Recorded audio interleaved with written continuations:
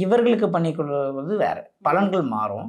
ஆனால் ரெண்டுத்தில் மற்றவங்களுக்கு போய் நீங்கள் பண்ணும் பொழுது அதோடைய பலன் வேற மாதிரி மாறும். 100% ரிசல்ட் கிடைக்கும்.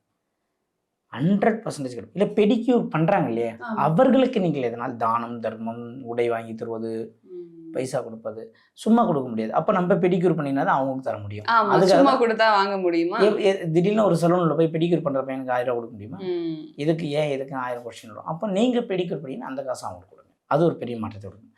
மாட்டுக்கு லாடம் அடிக்கின்ற மனிதர்கள் ஊரில் கிராமத்தில் இருப்பாங்க, அவர்களுக்கு துணி வாங்கி கொடுப்பது, அவர்களை கௌரவப்படுத்துவது, ஸ்வீட்டு பூ பழம் வாங்கி கொடுப்பது செய்யுங்க. குதிரை லாடம் இருக்கு இல்லையா, குதிரை லாடம் இருந்தால் அவர்களுக்கு குதிரை லாடம் அடிப்பவர்களுக்கு ஒரு மூட்டை அரிசி எடுத்து கொடுங்க. இந்த மாதிரி எல்லாம் செய்யுங்க.